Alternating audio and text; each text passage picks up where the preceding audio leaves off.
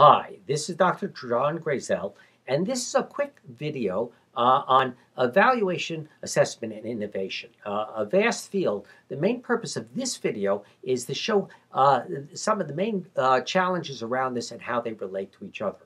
We already have a video, we call it the 4Ps, about how you design and plan a project. But at some point, you have to assess, evaluate, and innovate. And let's be clear about what the differences and are between these. When you do assessment, what you're really trying to do is you're trying to determine ongoing progress. Are you moving in the direction? And hopefully you want to do it in a positive fashion that gives you information and also gives you incentive. And it's for learning purposes. And there are various ways of doing it. In development, you have something called rapid rural appraisal. You can send out a team. They can talk to people and get people's way of doing things. In education, you can have a little smiley face. And if the child does better today than yesterday, you give them the little smiley sticker and they feel good and they're incentivized, and you can actually see who's making progress. And you can also have indicators that just like we have along a road, how many more miles to where our destination is.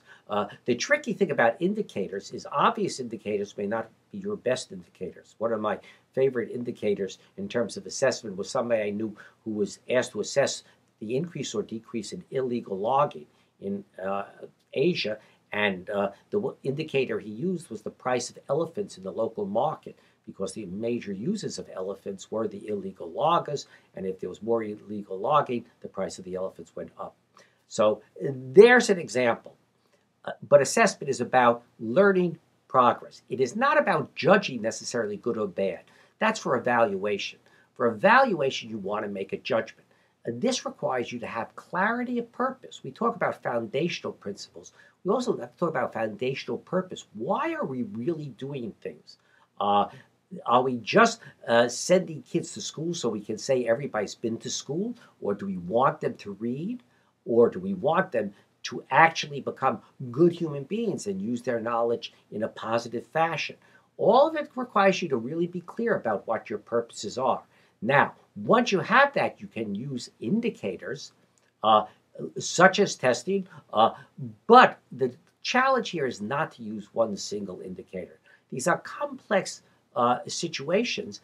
People tend to want to use single indicators, but generally a basket is better, because in fact you do have dynamic processes that are occurring.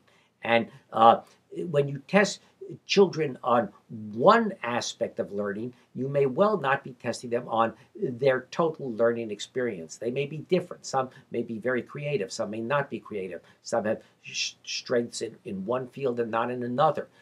Standardized testing, standardized indicators don't necessarily give you the same richness as when you have both a basket and then you look at them in the context of the particular situation you are trying to evaluate. Now, I said assessment, evaluation, then comes innovation. Innovation is particularly challenging because the essence of innovation is to create the unexpected. So the more you plan it, in some ways, the more you work against the serendipitous and unexpected occurring in many cases. The way you do innovation is you try to set up a situation that you can look at in terms of both assessing and evaluating over time. One way in development out of agriculture that I like, I call the 3 fields method. You set up 3 fields. On one, the model new practice is put into place.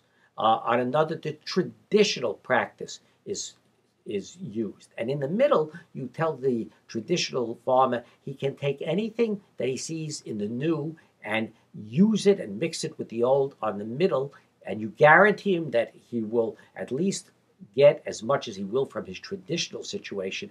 And you see what he does, and very often he mixes things differently, and then you look, and out of it comes new practices, new innovations. Now, how do you put those together? There's a 4th way that is particularly interesting. It's called Pasteur's quadrant. It's a very interesting alternative to the linear research model we use mostly today, which is there's basic research, there's applied research, there's the development of technology, its application. We tend to put those on a linear, separate trajectory. And that really comes from policy decisions after World War II and was related to the desire in military research to generate basic knowledge independent of deciding how to use that knowledge.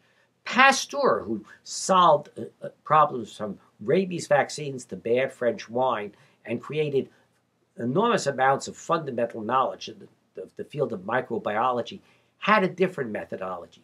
First, he would identify what exactly is the problem. And that is evaluation in the sense of clarity of purpose.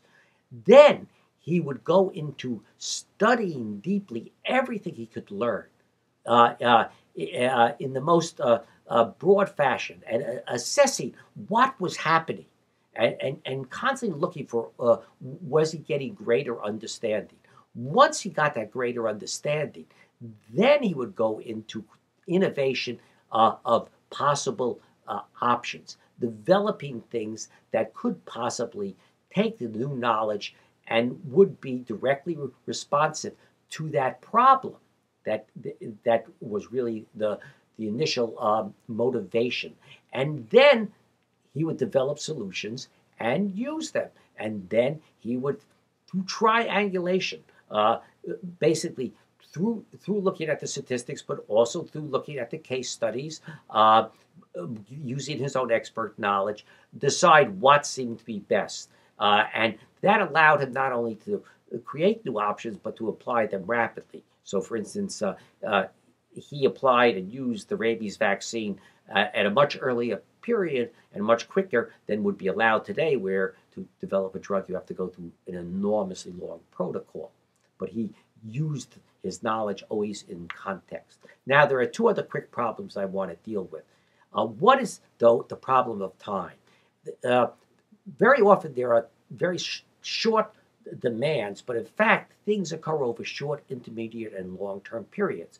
And to evaluate true success very often requires you to wait till the end to really know what works. And an example I have from my own experience is I was part of an evaluation and went into Morocco to look at the consequences of the introduction of a particular seed for wheat that was supposed to be very productive. But the year they introduced it, there was an unusual cloud cover. Most of the crop failed. The farmers rioted, and it was a historic example of a terribly failed project. But, in fact, through serendipitous talking with people, what one discovered was the farmers were aware that it was basically the lack of sun that had allowed this fungus to actually grow on the plant. So they took the remaining seed, they took it to the south of Morocco where they have oasis agriculture. There happened to be a Bulgarian plant breeder who apparently was running from the Bulgarian secret police, and he put it together with the local varieties, and it turned out that the mixture he put together was what was being used to, at that time, to plant the majority of wheat in the southern oasis areas of Morocco. But what was a failure short-term and within its box was not seen as a long-term success because people weren't looking outside the box or hadn't waited and followed systematically over the long term what was happening. And the discovery was purely serendipitous. And the last thing we have to tell you is, though, that even if you get this all together, if you want to use it to affect people, decision makers, politicians, ordinary people, you also have to put it together in a good story that makes sense of it in terms of human beings, human purposes, and human feelings. So they can empathize with the activity, with those who benefit, with what it achieved, and want to assist it in the future.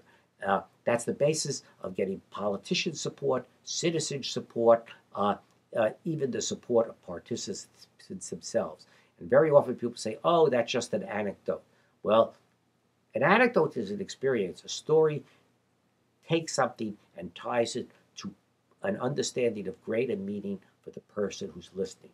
And you can do all the empirical research you want in the world, but if you want to affect a large number of people in the world, you have to take that and turn it into a meaningful story.